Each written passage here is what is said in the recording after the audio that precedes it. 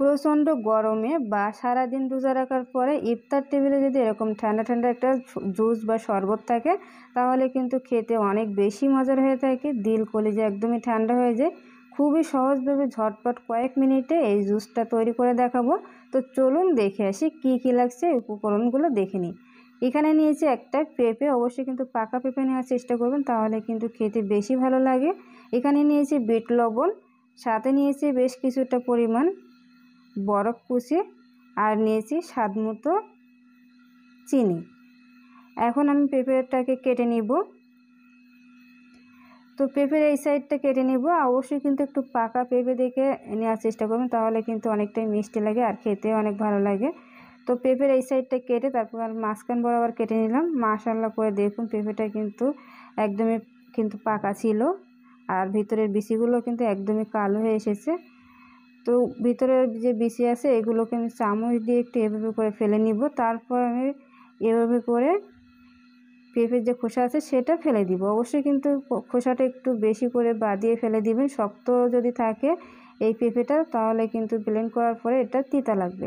তো অবশ্যই কিন্তু একটু বেশি করে ফেলে দিবেন। তো আমি এভাবে করে কেটে নিলাম। আপনারা চাইলে কিন্তু বটি দিয়েও কাজটা করে নিতে পারেন।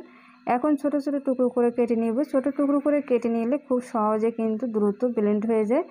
ব্লেন্ডারে কিন্তু খুব একটা চাপ পড়ে না। তাই চেষ্টা করবেন এভাবে করে একটু কেটে নেওয়ার। তো আমি এভাবে করে কেটে নিলাম। আমি অর্ধেকটা নিয়ে নিলাম আর অর্ধেকটা কিন্তু রেখে দিয়েছি। এখন একটা ব্লেন্ডারের জার নিয়ে তার ভিতরে দিয়ে দিলাম, আর অল্প একটু দিয়ে দিব ঠান্ডা পানি। চাইলে কিন্তু বরফ কুচিও দিতে পারেন। তো সবগুলো এর ভিতরে দিয়ে দিলাম। এখন ব্লেন্ডারে দিয়ে অল্প করে মানে কয়েক সেকেন্ড করে একটু ব্লেন্ড করে নিলেই কিন্তু হয়ে যাবে। এখন পরিমাণ মতো দিয়ে দিব চিনি, আর দিয়ে দিব বিট লবণ। চিনিটা কিন্তু আপনারা পরেও অ্যাড করে নিতে পারেন, কম বা বেশি করে। আগে দেখবেন যে এই পেঁপেটা কেমন মিষ্টি হয়। যদি খুব বেশি মিষ্টি হয় বা কম হয় সেক্ষেত্রে কিন্তু চিনিটা অ্যাড করতে পারেন।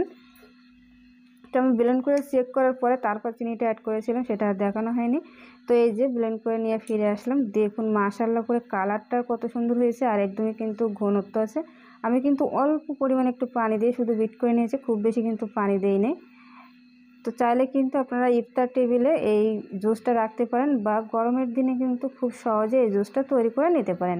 তো একটা পাত্রে নিয়ে নিলাম। এখন উপর দিয়ে একটু বরফ কুচি দিয়ে দিব। চাইলে কিন্তু আপনারা ব্লেন্ড করার সময় বরফ কুচি দিতে পারেন। আমি হালকা একটু ঠান্ডা পানি দিয়েছিলাম, আর চিনিটা পরে অ্যাড করেছি মিষ্টিটা কেমন ছিল সেই অনুযায়ী। যেহেতু পাকা পেঁপে তাই মিষ্টিটা কিন্তু ভালোই ছিল। হালকা করে আমি একটু লবণ, বিট লবণ এবং চিনি অ্যাড করেছিলাম। তো আজকের এই রেসিপিটি ভালো লাগলে অবশ্যই কিন্তু লাইক, কমেন্ট, শেয়ার করবেন। দেখা হবে পরবর্তী কোনো ভিডিওতে। সেই পর্যন্ত সবাই ভালো থাকবেন। আসসালামু আলাইকুম।